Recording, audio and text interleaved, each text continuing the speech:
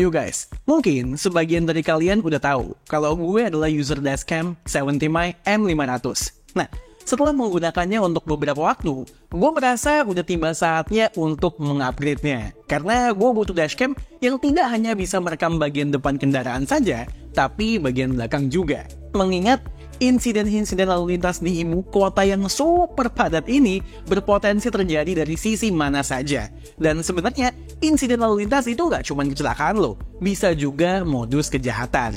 Kayak begini nih contohnya. Barang udah di tangan, dan gue mau share lagi ke kalian experience penggunaan dashcam ini seperti apa, dan apakah worth to buy dengan harga 1 jutaan. Let's go!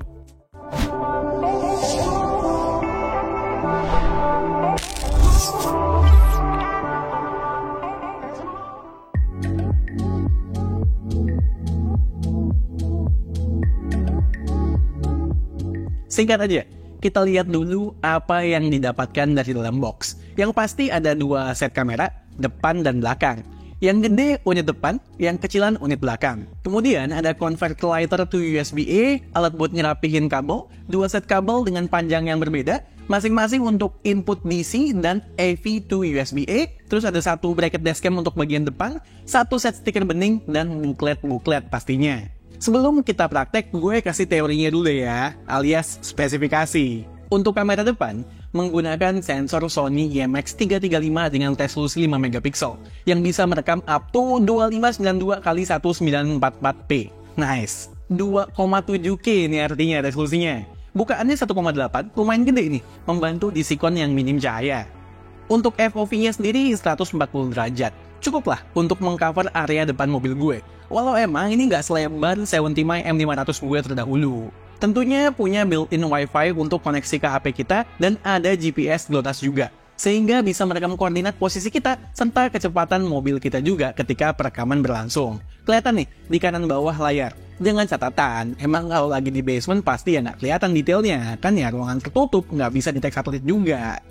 Yang nggak kalah menarik, 70mi A500S punya layar IPS berukuran 2 inch. Jadi kita tidak perlu selalu bergantung sama HP buat kontrol dashcamnya. Yang gue sayangkan, doi nggak punya internal storage bawaan. Jadi kita harus keluar duit ekstra buat beli memory card. Yang disupport maksimal up to 128GB. Saran gue minimal pakai yang 64GB. Tapi wajar sih, mengingat harganya, terus kita dikasih setup kamera belakang pula kan. Nah, buat kamera belakang, kita dikasih kamera 5MP yang bisa merekam up to resolusi 1080p dengan bukaan 2,0 dan FOV 130 derajat. Oke, ini gue bakalan tampilin overall spek dari kedua kameranya di layar ya, supaya pas preview nanti videonya nggak keramaian. Untuk pembahasan fitur-fitur lengkapnya, nanti gue demoin sambil jalan aja ya, biar lebih hands-on ceritanya. Kedua dashcam yang diberikan punya desain modern minimalis dengan finishing matte yang memiliki kombinasi warna hitam dan juga dark grey. Materialnya terbuat dari plastik. Khusus untuk unit kamera depan punya layar IPS berukuran 2 inch. Lalu ada 4 tombol navigasi, 1 tombol power, 1 lampu LED dan speaker di belakang yang volumenya bisa kita atur. Buat yang udah pernah nonton ulasan 70mi M500 gue mau info proses instalasi yang sama berlaku juga buat A500S alias simple. Pasang kamera depan di bracket yang sudah disediakan. Jangan lupa bersihkan dulu permukaan kaca yang akan ditempelin dashcamnya. Lalu tempel stiker bening di posisi yang diinginkan. Buat best positionnya, yang paling gak mengganggu menurut gue adalah di balik spion tengah. Pastikan center dan nggak miring. Buka tip tadi yang ada di bracketnya, lalu tempelkan mounting beserta kameranya di permukaan stiker bening tadi. Terus, colok kabel DC inputnya dan pastikan arrange kabel dengan wiring crowbar yang dikasih. Jadi bisa masuk dan ngumpet di sela-sela kaca mobil dan atap mobil. Pastikan pemasangannya nggak merusak pandangan pas nyetir. Kan nggak enak kalau ada kabel melintang di sana-sini. Ulangin proses yang sama juga untuk kamera belakang. Lalu, koneksikan kabel dari kamera depan ke kabel kamera belakang. Setelah itu, udah tinggal colokin aja ujung Type A-nya ke lighter adapter tadi. Dan yes, udah langsung nyala. Setup softwarenya juga gampang. Setelah dashcamnya terkoneksi dengan power, buka aplikasi 70mi yang telah kalian download dari App Store maupun Play Store. Jangan lupa daftar akun atau login, lalu connect ke Wi-Fi hotspot yang tersedia dari dashcam-nya. Udah, gitu doang. Simple kan? Dari app ini kita bisa lihat galeri, video-video yang telah terekam, ambil foto secara manual, dan tentunya mengubah-ubah settingan dari kameranya juga.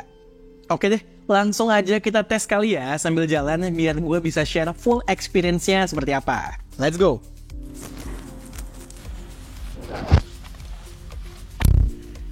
Oke, jadi cara kerja pertama dari dashcam ini adalah begitu kita masuk ke mobil dan kita nyalain mobil, otomatis power diberikan kepada dashcam dan dashcam pun hidup. Dan dia mulai start sekaligus recording. Setelah dashcam mendapatkan power secara otomatis, by default dia akan merekam per file videonya itu 1 menit. Tapi kita bisa setting up to 3 menit. Ada 1 menit, 2 menit, dan 3 menit yang kita bisa setting melalui aplikasi 70my. Buat kalian yang penasaran untuk size file per videonya, dengan durasi video 1 menit, kemudian menggunakan resolusi maksimal, dan opsi video compression yang high, untuk kamera depannya itu per file video size-nya kurang lebih sekitar 200 mega. Sedangkan untuk kamera belakang, per video size filenya itu untuk 1 menit kurang lebih sekitar 60 sampai dengan 70-an mega. Tapi dengan catatannya, gue tidak menggunakan opsi audio recording atau sound recordingnya. Karena untuk penggunaan gue merasa fitur tersebut tidak begitu gue perlukan. Ya sudah, sekarang kita langsung jalan aja untuk mencoba fitur-fitur lainnya yang ada di dashcam ini. Let's go!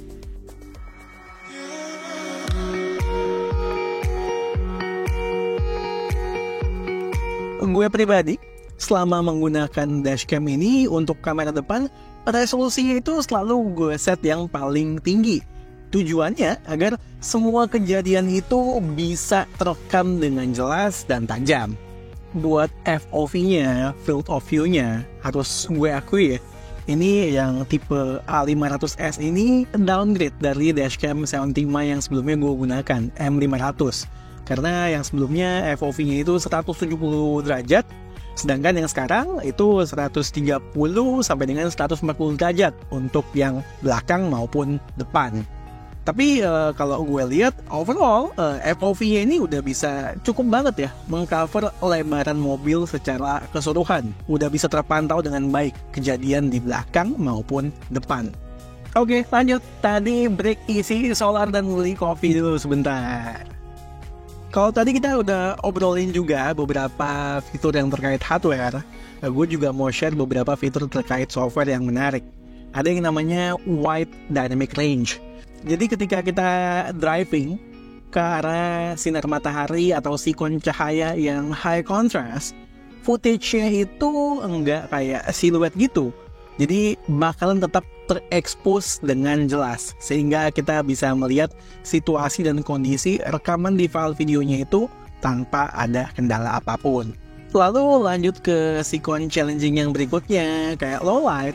Selain memang bukaan kameranya itu udah besar, udah gede, ya kan, dia juga mempunyai fitur night vision. Jadi dengan bantuan 3D Dynamic Noise Reduction dan juga Exposure Adjustment yang terdapat di fitur Night Vision, footage-nya di malam hari jadi enggak noisy berlebihan gitu. Kemudian ketika kena cahaya juga enggak over. Alhasil, clarity dari footage di malam harinya pun tetap terjaga. Sebagai catatan tambahan ya buat malam hari, ketika ketemu lelampuan, dia memang masih ada flare atau bias cahaya yang masih bisa kita notice. Tapi memang gue perhatikan masih dalam tahap yang wajar. Secara spesifik, untuk kamera belakang di malam hari pasti dia lebih struggle dong, ya kan? Secara lampuan mobil semua di bagian belakang. Terus juga spesifikasinya lebih rendah daripada kamera utamanya. Mengingat perbedaan spek antara kamera depan dan juga kamera belakang, sebenarnya di dalam kondisi pencahayaan apapun ya pasti dengan adanya spesifikasi kamera depan yang lebih tinggi, kita bisa notice kamera belakang itu kualitasnya di bawah kamera depan. Tapi dari hasil analisa gue sempat lihat pindahin ke komputer, untuk mendokumentasikan perjalanan kita, itu kualitas footage-nya sudah oke. Dan juga yang paling penting menurut gue, jangan lupa bersihkan kaca mobil kalian, karena itu ngaruh juga ke kualitas footage. Kalau kaca mobilnya kotor, ya footage-nya terlihat kurang clear nanti. Oke, fitur software yang pengen gue bahas berikutnya adalah ADAS, atau Advanced Driver Assistance System. Jadi fitur ini bakal ngasih warning berupa voice dalam situasi dan kondisi tertentu. Yang pertama, misalnya kita terlalu dekat dengan mobil yang berada di depan kita. Otomatis dashcam akan ngeluarin suara atau voice buat ngasih warning ke kita supaya kita bisa memaintain jarak tersebut. Seperti ini nih contohnya. Dari experience gue, terkadang dalam beberapa situasi kondisi ketika ada mobil, dia juga kadang mungkin lupa atau dia menganggap di situasi kondisi tersebut tidak perlu memberikan warning kepada kita. Padahal gue merasa jarak dengan mobilnya udah terlalu dekat juga, atau tiba-tiba ada mobil yang motong misalnya. Gitu. Jadi ini hal yang masih bisa diimprove juga by software nanti. Sikon kedua, dia akan ngasih kita warning juga ketika kita berpindah jalur.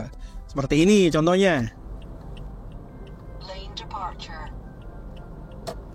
Catatannya, kalau seandainya marka jalannya tidak begitu jelas, otomatis dia nggak bisa mendetek atau ngasih warning ke kita. Jadi marka jalannya itu harus betul-betul clear. Sikon ketiga ya, ketika kita misalnya di lampu merah lagi berhenti, ya contoh lah kita lagi keasikan main HP, kita nggak sadar ternyata mobil di depan udah jalan karena lampu hijau, tapi kita belum jalan. Dia juga akan otomatis ngeluarin suara.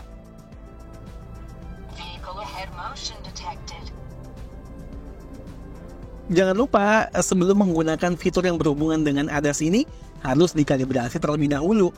Oke, kita bahas fitur berikutnya ya. G-Sensor. Fungsinya, ketika sistem mendetek ada guncangan, maka dia akan menandai momen ini sebagai momen emergency dan otomatis merekam video.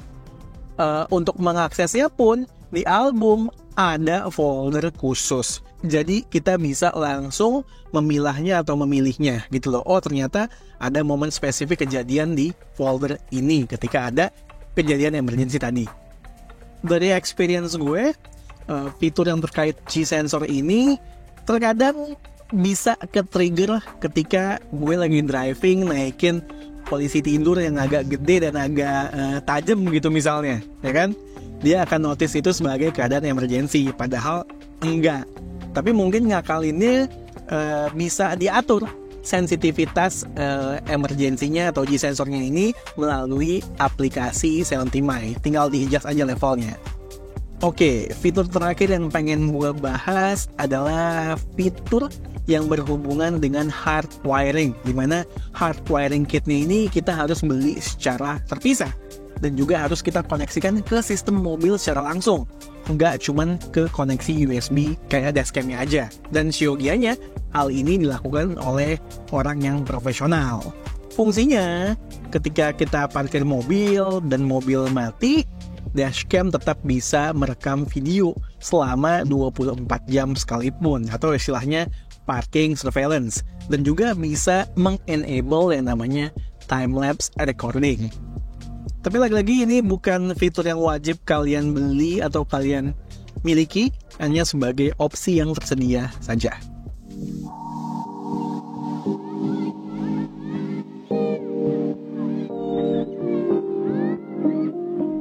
Oke, itu adalah Seontimai Dashcam A500S. Gue merasa semakin kesini semakin esensial untuk memiliki dashcam di mobil, karena tujuannya untuk memproteksi kita juga. Datanya sangat berguna buat bukti nyata dokumentasi perjalanan kita. Jangan lihat duit yang kita keluarin di depan, tapi pikirin potensi manfaatnya. Nah, dengan harga 1 jutaan, menurut gue A500S worth it banget. Especially buat kita-kita yang nyari dashcam depan belakang dalam satu paket penjualan. Instalasinya simple, penggunaannya mudah, dan fitur-fiturnya cukup membantu, walau memang nggak perfect. Kalau menurut gue, masih ada ruang buat perbaikan dari sisi softwarenya. Nah, kalau ada satu hal mutlak yang kurang menurut gue adalah ketiadaan internal storage. Jadi kita harus keluar duit ekstra buat beliin memory card. Artinya, sebenarnya, duit yang kita harus keluarkan untuk bisa mengoperasikan dashcam yang satu ini lebih dari 1,8 juta. Tapi lagi-lagi, mengingat kita mendapatkan dua kamera, menurut gua ini bukanlah sebuah deal breaker. Buat kalian yang mau tahu info lebih lanjut mengenai produk ini, linknya bakalan gue taruh di deskripsi. Oke, sekian aja video dari gua kali ini. Gue Satish, and this is K2J. Tunggu racun-racun kami yang berikutnya. Bye guys!